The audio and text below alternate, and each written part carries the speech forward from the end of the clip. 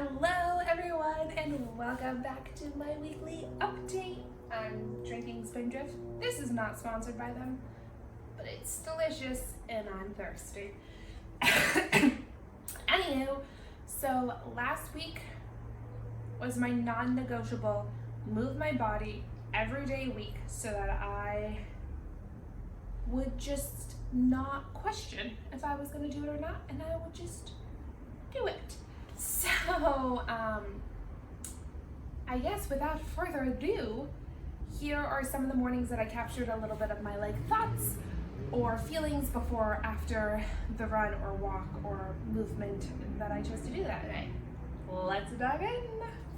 Well, I look a little disheveled to say the least, but here is day one of running, moving my body every day. I did it. I'm sweaty. I didn't run as much as I would have wanted to, but I moved my body today and I'm gonna do it again tomorrow. Day two of get outside and move my body every day self-challenge. Today I didn't run because I was having some lower back pain, which just means I haven't been rolling out my muscles after running. So I decided I'm just gonna do a little over a mile walk and then come back and stretch and roll like I should be. So I did it. I got up, I moved my body. It felt great even though I wasn't running. So it's Wednesday and I work from home on Wednesdays, and I'm gonna be honest, I kind of let myself have a little bit more of a relaxed morning, and I was like, oh, I should get to work, I should just get up, get going. I'll do my run walk later today. I'll do it on lunch. And then I was like, no, because if you don't do it, you're going to be thinking about doing it, and that's going to keep you from doing a good job. And you made this commitment that you're going to do this, so you're going to get dressed, get up, and do it, and that's it. There's no more decision, because remember, we were taking the decision out of everything. So when the choice starts to get hard to make, remember that it's not a choice, it's mandatory. Happy Wednesday. Good morning. Well, it's that time of the month, so I'm not gonna push myself because I feel like that isn't going to be productive, but I definitely want to get outside and get moving since it's non-negotiable. So I'm gonna go for a walk, and that's gonna feel really good. So I'm excited to do it. I just got back from a 7 to 8 mile beach walk with my roommate, and I thought I would be a lot more tired than I am, but having your feet just in the ocean water and being outside and all of it just felt so refreshing and re-energizing. So sometimes exercise or walking or moving your body isn't really painful, or it doesn't have to be really painful. So do it. Go do it, because this was the best 7 miles of exercise I have gotten in a long time. So got up to some fun. I did miss one day. I missed Friday. Yeah, I believe it was Friday. And I honestly was on my time of the month, and my body was just really sore and really tired. And I did go for a walk during work. I made sure that I went out and did errands, and I walked to all the places instead of drove, and I did consciously make sure that I was moving my body that day a little bit extra, but I didn't get up and do my exercise like I said I would. So I think all in all it was pretty good. I felt a huge change in just my energy. I felt happier, more alive, excited, and it also just really helps when things are non-negotiable anymore, and you're just gonna do that because you have to. I didn't find it hard to have the time built in to do them. That felt easy, but I also wake up 3 hours before I have to leave for work, so that's a pretty decent amount of time, because I'm pretty lucky because I don't have to leave until 9 a.m. But yeah, I think another thing that I did, which I think is just why like this is like the Take Back My Life series, because all aspects of your life really are part of how you have like a beautiful, amazing, fulfilling life. It's not just health, and it's not just abundance, and it's not just these things. So this week there was some stuff going on at work. There was some there were just some people who weren't getting along, and I very much felt in the middle of it and felt like it wasn't being handled. So I set up an appointment with my bosses, and I brought light to the issues and just asked them if they could deal with it, which they did, and now everything just feels so much better and so much more energized. And I think that is such an important thing to do. I think so often, like, I'm like, I don't want a tattletale, or I don't want to get involved in it. Like, I'm always like, I'm Switzerland, I'm neutral. But the thing is that it's affecting you, and that if you're not doing something to help your surrounding, like, you spend so much time at work, you spend so much time doing those things, like, speak up if it's affecting you, even if you're not technically part of the issue, which I'm like, everyone was. It takes everyone to have a problem, because it only takes one person to stop a problem, and now it just feels so much better. So I think if there's some sort of drama or cattiness or something going on in your life, like, shine light on it and get some movement on it, because it's absolutely amazing to get that cleared up and squared away, in my personal opinion. What else happened this week? This week was really interesting. I know on this episode this channel, this portion of my life, this YouTube channel, I haven't talked a lot about it, but my mom passed away when I was 20, and my grief for her was always just like, I wish my mom was here, I wish I had a hug, I wish I could ask her for advice, and that's how the grieving for the past 5 years has really been. And this week, a new form of grief has really kicked in, and it's more of like, I'm pretty fully an adult now. Like, I don't really need to ask mom and dad for anything anymore, but just like, wow, like, there's things now that I'm so interested in that I know my mom was really interested in, and now I feel sad that I can't just sit down and have a conversation with her and weave a basket or make a musical gourd or just do these really cool things or learn about plants from her, because she was so into botany. And like, there's like that type of sadness that comes up now, which I think is a really interesting form of grief, and I don't feel like I've ever really heard people talk about it.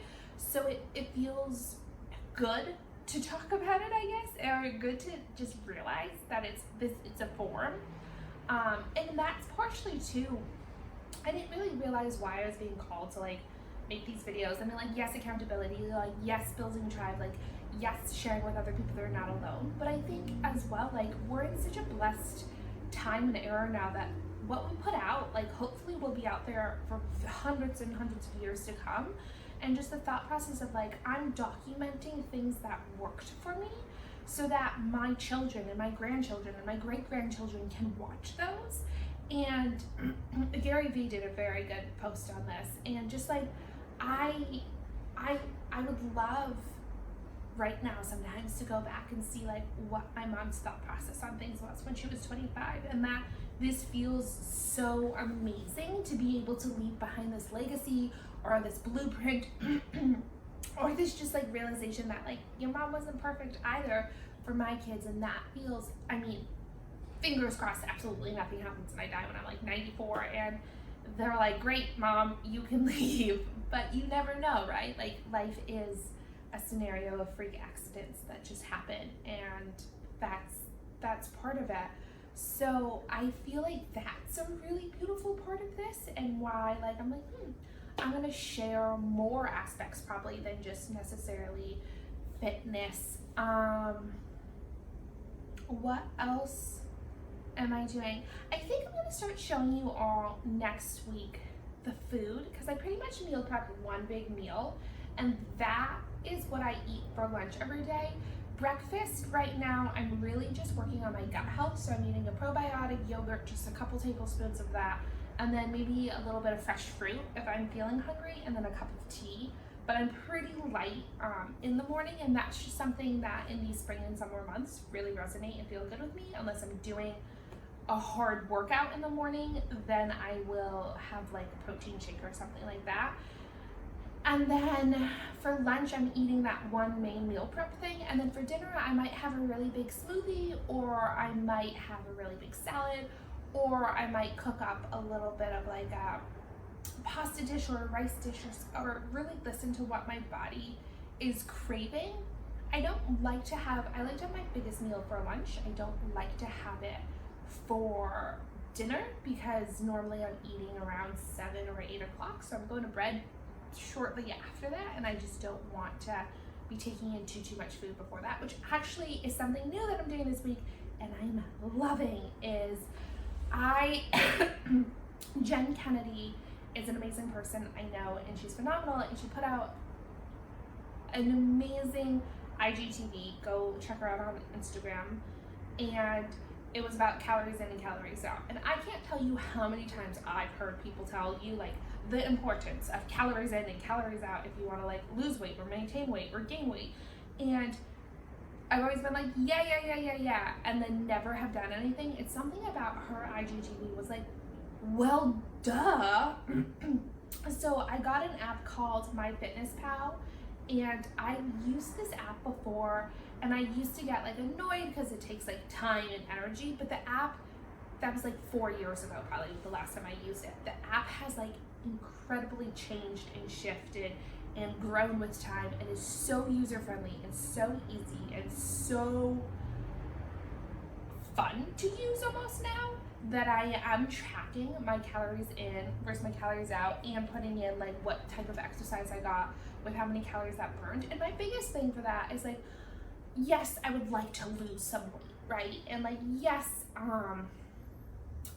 I want to like feel a little bit better in my body, but the main thing is like, I don't think I really fully understood how many calories are in certain foods, and like how dense certain foods are, or like how much protein, or am I even getting some of these micronutrients? And I'm very hyper aware of like my B12 and like those types of things as being a vegan, but like all those other like micronutrients is that like you still need, vegan or not vegan. I just wasn't paying attention to as much. And I think having an app like this, it's so helpful to be able to see what you're doing and what's working and what's not working, and it's just in your pocket.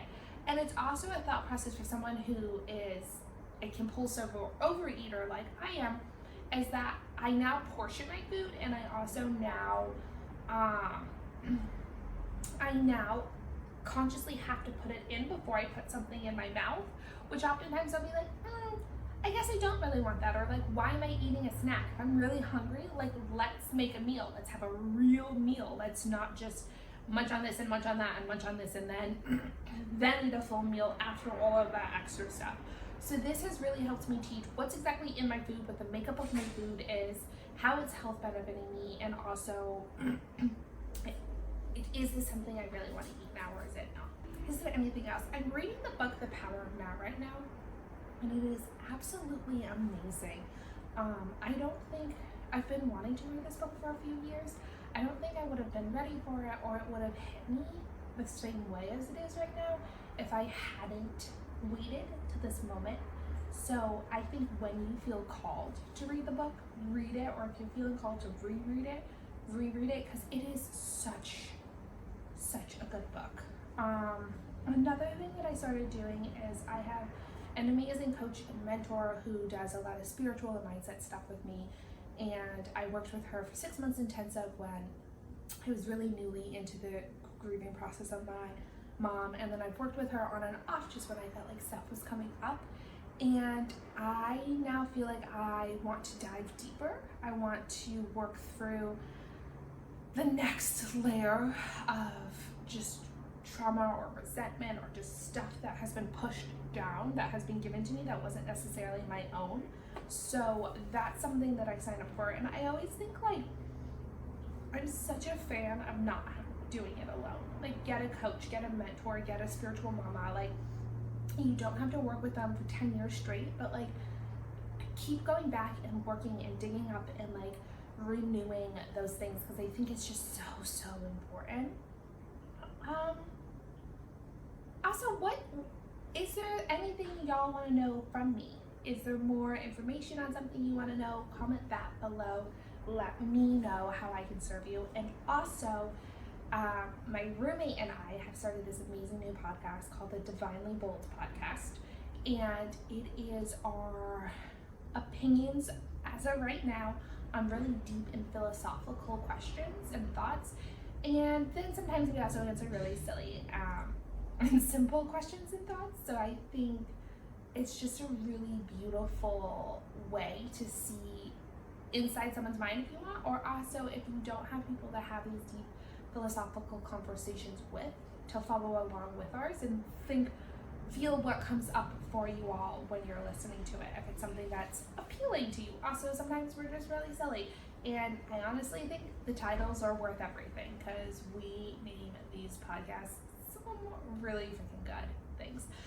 Also, well, I feel like I'm just like brain dumping. Like, thanks for listening, friends. We went to see Onward, the Disney movie, me and my roommate last night, and it was so good. It was so good. And I mean, it's definitely a kids movie, and it definitely is a Disney movie, but I just think it's such an important topic, and it's about losing a parent, and it's also about losing a parent that maybe you never got to meet. Maybe they died during childbirth, or they died before you were born, or they died when you were so young you don't have any memories of them.